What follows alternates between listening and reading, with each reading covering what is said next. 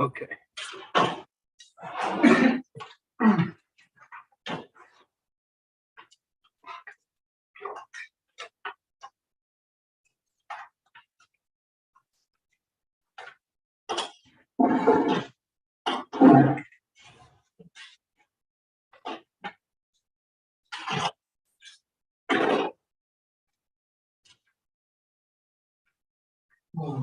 Look, you had a heck Yeah, that's a crew. of a party afterwards. They're like it. Those boys are good to have on your side. Who's your dress for? Old man Hasty. Warren Hasty. Yeah, Uh, that's no relationship, is it? no, I think so. There's there's a white, you pass Lake Lorraine Road. Okay, and there's a house that faces Lake Lorraine Road right there. And then Yeah. there's a white house, got Jeeps, and they're all working. I get, and then Dodge. Okay. That's that. Okay. Jeff and Ryan. Jeff, they used to call Jeff the chef. But he's now. Sorry. That's all right. Farm, I got. It's pretty much perfect last night. But everything was across the field. Big old group sitting outside your team.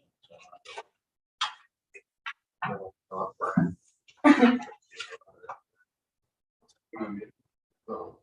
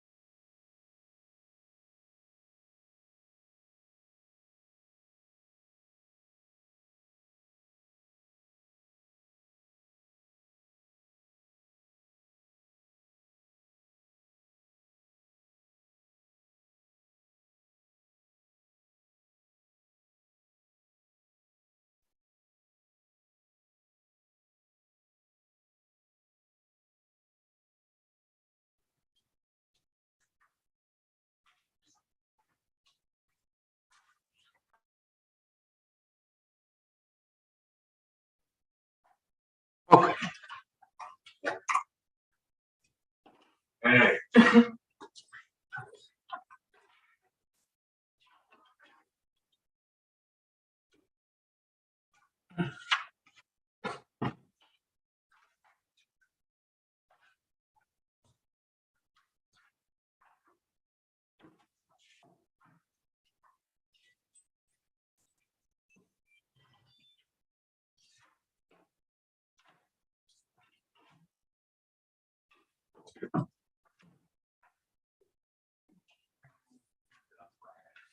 Everybody ready?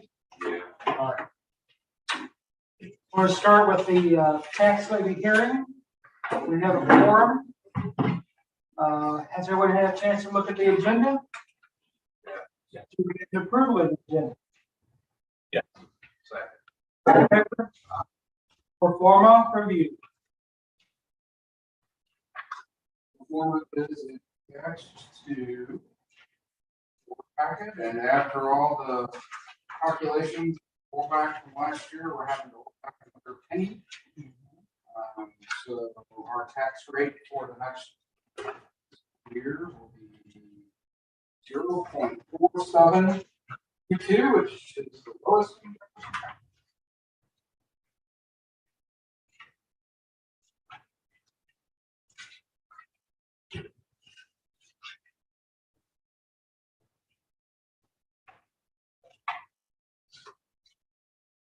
Questions on the pro forma? No, sir. I see 0572. What's that? One of the last two. You're on. Yep, that's the page. That's it, yeah, that's what. That's the All one, all right, right, your sign is all right. All right, is there any discussion about the performance? I make a motion to adopt the performance. First off. All right. We have our notice of our public hearing. Showing our tax rate after reduction of 0.4722. We have our resolution 2212 for the general revenue of the Hillsborough Fire Protection District. Whereas the Hillsborough Fire Protection District has been duly incorporated as such by the Circuit Court of Jefferson County, Missouri, and a certified copy of the same together with the plat showing the boundaries of the said district is now on file with the clerks of Jefferson County, Missouri, and whereas Gary W. Warrior, Robert D. Brown, and David D. Woods are duly elected qualified acting directors of the Hillsborough Fire Protection District and are now providing the necessary equipment, personnel, prevention, and protection against fire within said district. And whereas section 321.250 of the revised statute of Missouri provides that the board of directors shall certify to the county of Missouri on for the first week of October of each year, rate levy fixed by the board as provided by law to provide for the revenue of the operations and the expenses of our jurisdiction. And whereas pursuant to section 321.240 of the revised statute of Missouri, the voters of the Hillsborough Fire Protection District at a regular elected held in the said district has approved the proposition authorizing the board of directors of the Hillsborough Fire Protection District to levy the annual rate of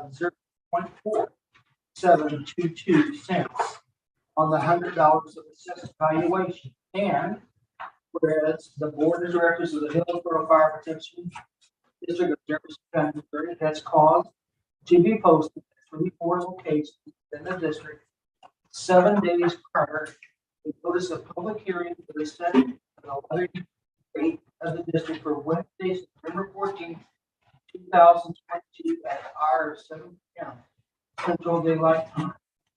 The district headquarters courtroom at 125th Street in the city of Hillsborough, State of Missouri, 63050.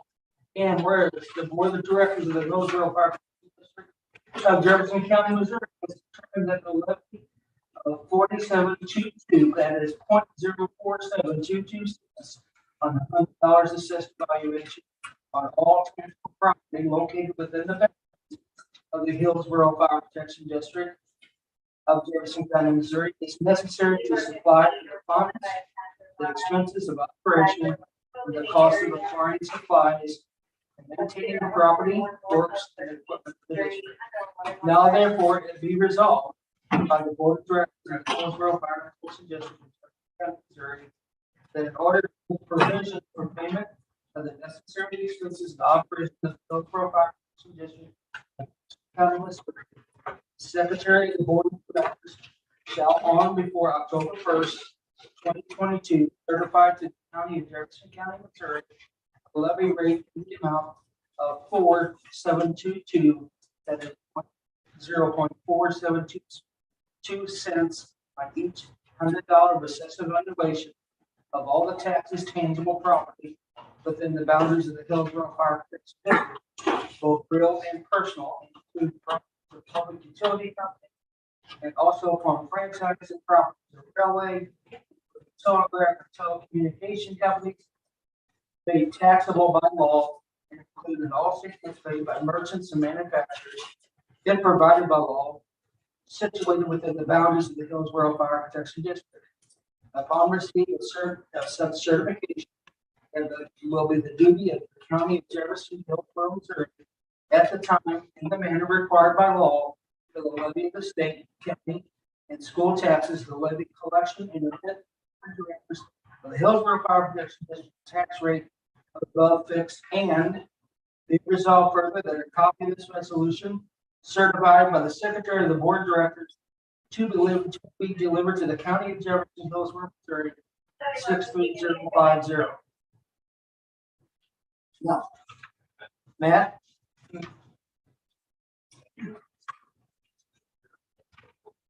I'll make that. Okay. Director Matt Eaglins moves for adoption, which was seconded by Director Gordon Brown at the request to be put to a roll call vote. The results are as follows. Director Gary, A. Director Matthew E. Woods. Director Robert D. Passed. The Board of Directors is 14th day of September 2022. Your copies. I have the signed copy right here. I'll pass it off to you guys. That's the one I'll deliver. And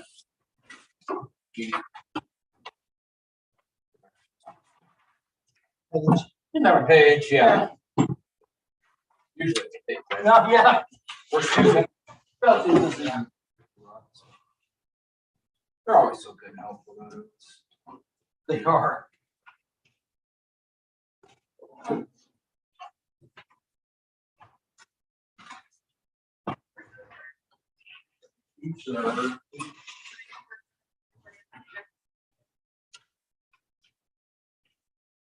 Signed financial.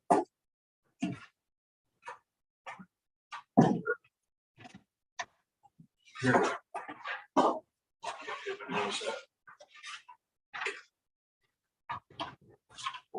Being that we have reviewed the performer, read the tax rate, and adopted the tax resolution for the 2023 year, is there anything more before this tax hearing? I move for adjournment. All in favor? Aye. Moving on to the general board meeting of the Hillsborough Fire Protection District, there is a quorum. Is there any additions or deletions to the agenda? If not, then we have a motion to adopt general agenda as I'll presented. make that. There is no public comment.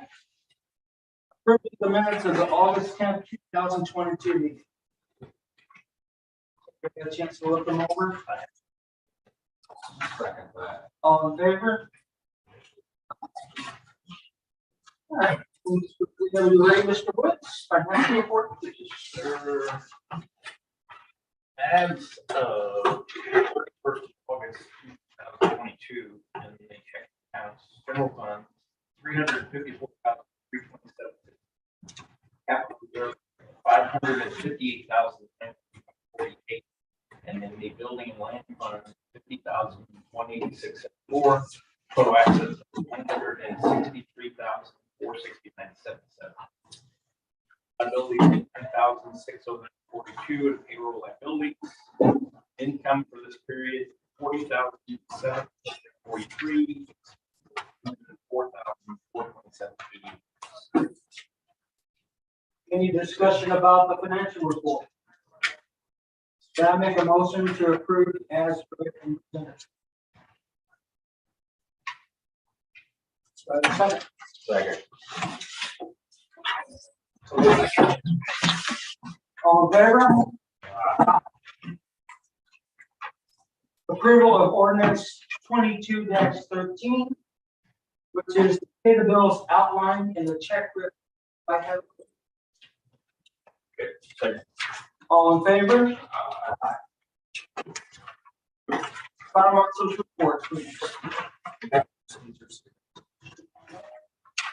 For the month of August, there was one building issue that was in Hillsborough R3, district remodel of the house for the administrative office. The district fees charged were $763.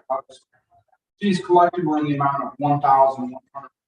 That was from the project that we back in July. The month of August, $1,140. Discussion about that? Then moving on. Fire chief's report.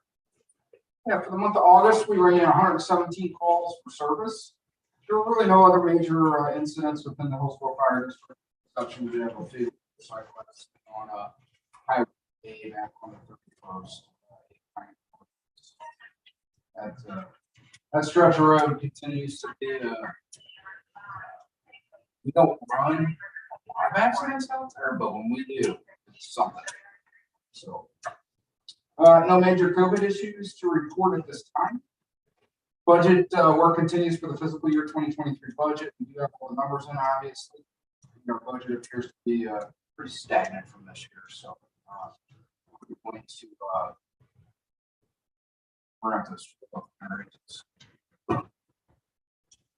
if you look at our pro forma, our allowable increased income was $5,000 something. So it's gonna be tough, but so we're gonna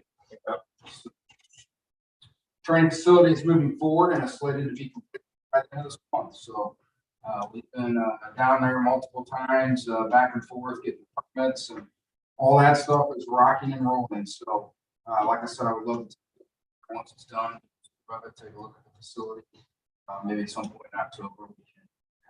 So, the federal government has begun awarding AFG grants, and we went for a new fire hose. We haven't heard anything, so pretty afraid, probably possibly going to get turned down. So we'll just have to see. If we do get turned down, we're going to have to probably use some money out of the equipment and apparatus fund to buy some of those. We can't keep pushing the ball down the road, hope we're going to get new hose and it show up and then have to stay on fire stations and stuff like that. So. Jefferson County 911 is purchasing new handheld for all the agencies they dispatch for. We'll be getting less than we did the first time, but I think we'll be all right. We'll manage. It's only us. We are able to keep these radios.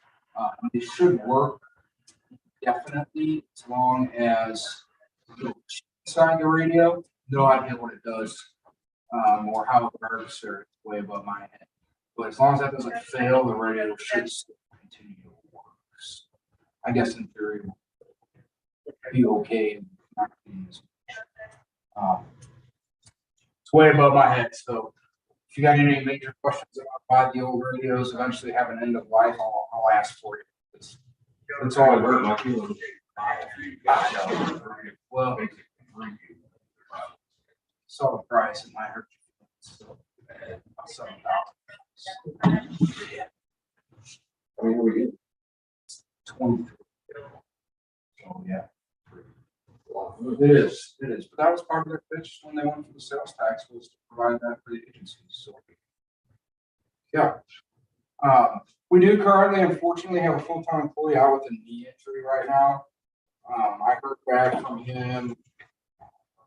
I guess Monday he got the call from the doctor. It's not good. It's torn ACL and it's torn ACL. So I think we're probably in an extended 6 month, maybe more. You don't think so, but I think so. I could be wrong. I'm no doctor, but that's a pretty serious injury. Actually, the doctor has kicked him down the road to a different specialist that deals with more complex knee injuries. We are currently filling his shifts with part-timers. So This was all. it was an off-duty injury. It's nothing to do here at firehouse. Okay. I'll keep you in the loop about anything I hear with their condition. They still have no idea what the fix is going to be and all that. He's a specialist on Friday. How long before our? Oh yeah, he's getting ready to Okay. here like any day. He's pretty much out of time, so they'll kick over short term. So he's got to actually pick up that paperwork from the doctor that we have it for, bring it in here, and then Friday we're going to submit the packet to the department. Yeah, absolutely. 6524 blue and engine cooler. Some sort of it's about yay big. It looks like a little radiator type of deal almost. So I don't know exactly what part that it plays in keeping the engine cool, but it does because the truck overheated. So McQueen came out and temporarily fixed it. They have ordered the part, but since Crimson, who made that truck, is no longer, they're trying to source the part for Spartan, which is the chassis maker. So as long as it keeps working on the temporary fix, we're in good shape. Working on a permanent fix. So no updates on the new truck at all. Multiple training exercises happened in August. All crews participated in Swiftwater training updates up at Rockford Beach. It was a county-wide event. And again, we've had several of our firefighters. Multiple PR events have been attempted. Well, fire prevention month is like 2 weeks away, so we'll really hit the ground running here soon. Any questions about the report? Okay. Communications, there was none. No, I have none. Old business, really none. But we do have some new business. EAP renewal. Yeah, we got the renewal notice from the company we're currently with called PASS, it's Personal Assistance Services is the company. We've been with them for a lot of years. The renewal rate came back somewhere $5.19 per person per month. So we're looking at an annual cost around between 24, 25, or 2600, depending on what we finalize with the roster.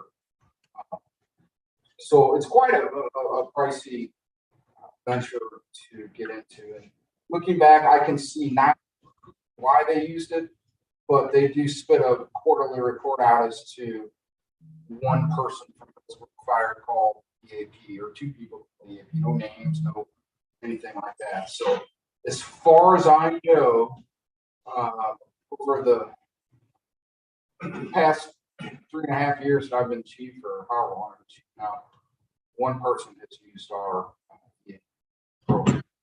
In the interim, I got an email from Norm Waterwees, who's our medical provider, short-term, long-term provider. I never knew this, but Don't they have? yeah, we have a free. My daughter works. Yeah, we have a free EAP program through the standard, which is the Hartford, right? That basically offers the same thing. So I would like to think why I have two when we're getting one for free, and why this.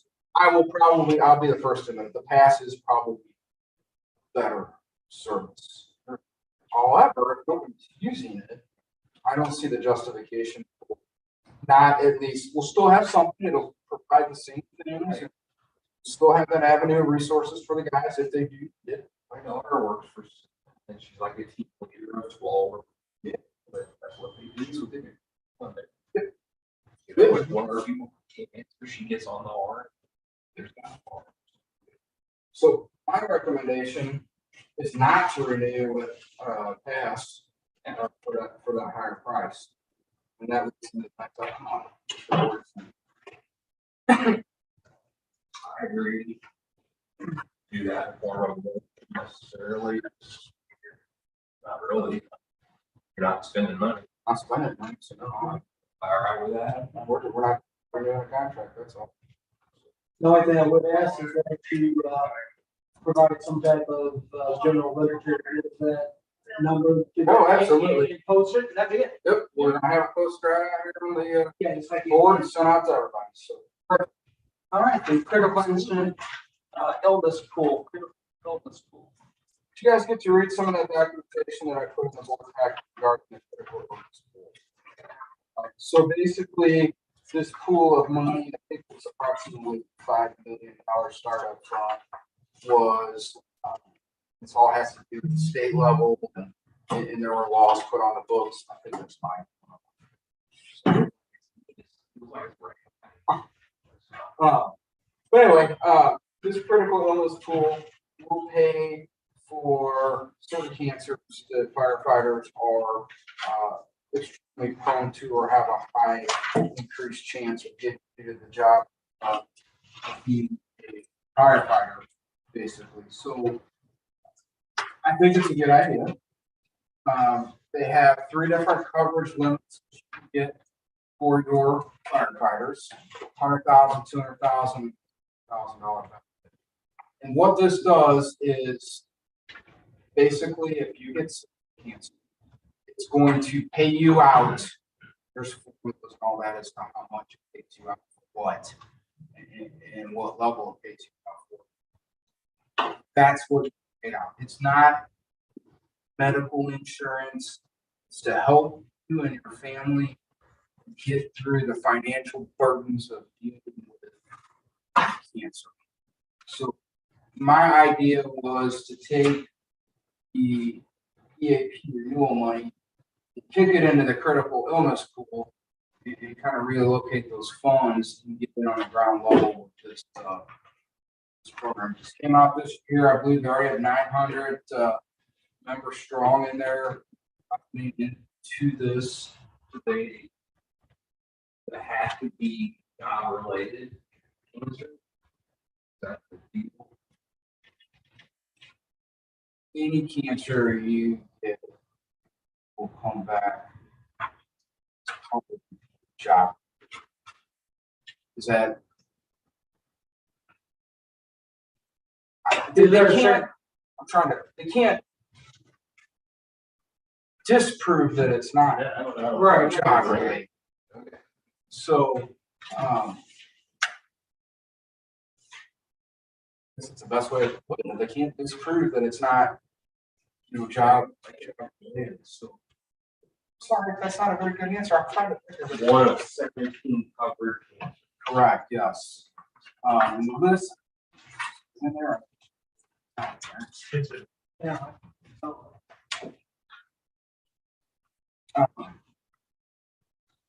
Yeah. And it's no big deal, and I would never draw money off of any of it, but I'm 3 times with skin cancer already. Now, could that be because of my skin complexion? Sure. Or could it be because of the turnout gear in the fire? I don't know. So, there's something in there. We're looking at an initial cost, and there's a supplement sheet in there. We can always increase the amount of coverage later. We figured we start minimally and work our way up from there. Loggers, stuff like that. You have to have 5 years of service to be eligible for this. So not all of our employees and volunteers are eligible for this initially. But by my guess, that's estimate. And the reason I tell you that, we've got some firefighters that have worked for other agencies and that can be counted towards their time here. So I don't have their start dates yet. So my best guess estimate is year 1 would be $887 Year two would be $1,062. Year three or 2024 would be $1,000. That's my best guess. Cost of all of that. I just wanted to get your guys' feeling. Well, I guess you gotta put it in the same category of short-term disability that we have a guy getting ready to get paid, that we don't have to worry he's not gonna have money to do it. Exactly. We have that malaria cancer, so. Right. Like, it's another benefit. Yep. You can just say that.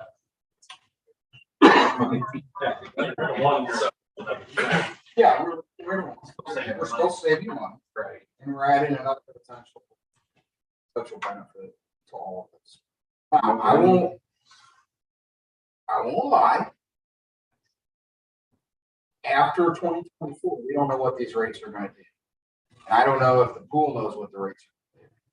So we'll have to pay close attention to see, come 2025 bill, are they gonna triple, quadruple the price? And obviously that's all based on how many people are drawing from this critical illness pool. And what the market's done this year, who knows the stability of that money? It's invested in some safe funds somewhere and it's been protected. And I think it makes the pool stronger the more departments that into it. So I don't have a problem with it. I'm good. So I will have to officially next board meeting bring official paperwork. I just wanted to for discussion of this. And then we'll develop the ordinance and all that stuff to officially get into it. And I back and forth with Chief Brown and Eureka, who's kind of the spearhead of this organization to make sure we're right. The life package for 6524, this is an estimate. This is the estimate, and I just got it in email yesterday. And I included it for you tonight. Set it out separately from the board packet. This is every single light on 6524 goes from what they are now, which is mostly halogen, to LED lights. Never have to replace another light bulb on that truck. Ever again. LEDs rarely go on. It's pricey. We're looking at $19,256 and some change.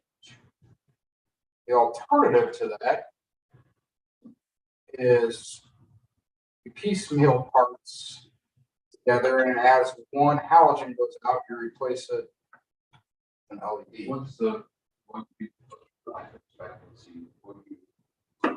My life expectancy, How many more years do you have it? life expectancy over the past 3 years greatly changed with that truck because of the cost of everything. That truck was due to be replaced on the schedule in 2024, right after we paid off 6514. However, I doubt that that's the cost of everything. Even if we did replace 24, so I'm thinking that we will at least have that. Jason, please correct me if I'm wrong. It'll be a 30-year-old truck here at the Hillsborough factory. I was thinking those here in 2028, 2030, unless.